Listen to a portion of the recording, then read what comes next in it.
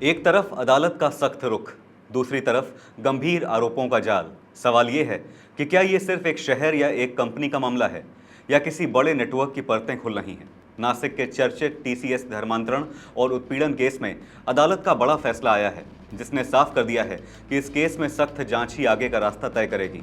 नमस्कार, आप देख रहे हैं आपका अपना न्यूज चैनल सत्य सर्वोच्च न्यूज और मैं हूं सोम।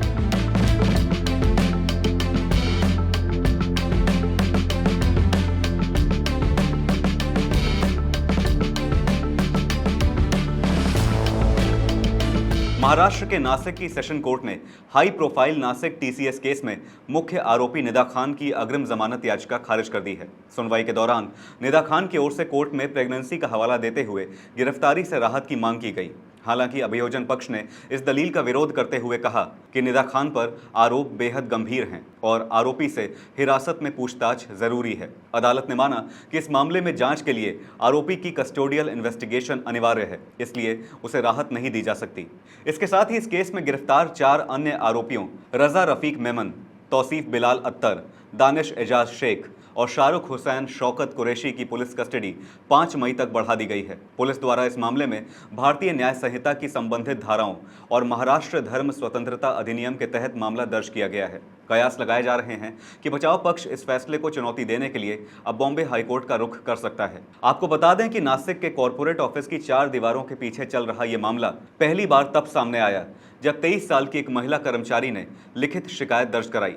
इसी शिकायत के आधार पर पुलिस ने मामले की जांच शुरू की। जैसे जैसे जांच आगे बढ़ती गई और कर्मचारी सामने आते गए और नई शिकायतें दर्ज होती गईं।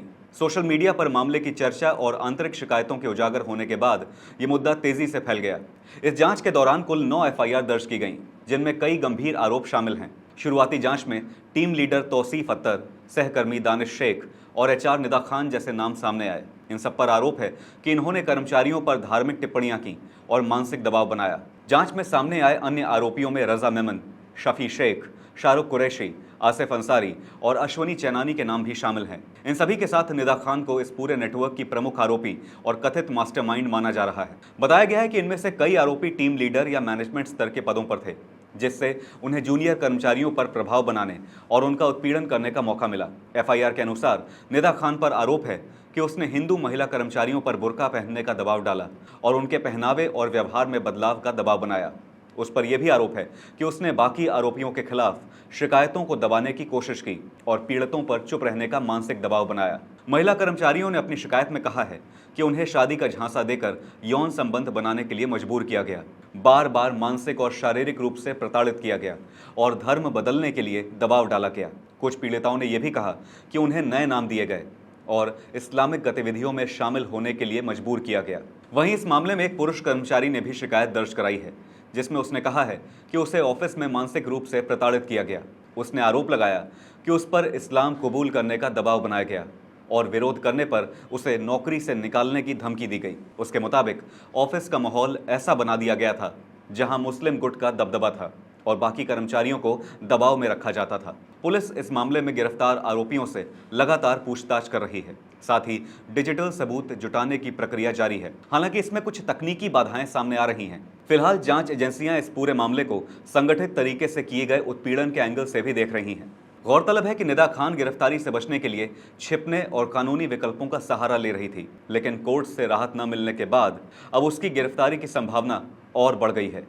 वहीं टीसीएस ने इस मामले में आरोपियों के खिलाफ कार्रवाई करते हुए उन्हें सस्पेंड कर दिया है और आंतरिक जांच शुरू कर दी है। कंपनी ने कहा है कि वो कार्यस्थल पर किसी भी तरह के उत्पीड़न के खिलाफ सख्त रुख अपनाती है। नासिक का ये मामला व्यवस्था, कार्यस्थल की जवाबदेही, मजहबी सोच और शारीरिक व मानसिक उत्पीड़न जैसे कई गंभीर सवाल खड़े कर चुका है। देखना यह है कि ये जांच कितनी जल्दी इस पूरे मामले की सच्चाई सामने लाएगी और क्या पीड़ितों को इंसाफ मिलेगा, और मिलेगा तो कब तक। आपकी इस केस के बारे में क्या राय है, हमें कमेंट्स में ज़रूर बताइएगा। फिलहाल इस खबर पर इतना ही। देश और दुनिया की बड़ी और अहम खबरों के लिए बने रहिए सत्य सर्वोच्च के साथ। अपना ध्यान रखें। धन्यवाद। जय हिंद।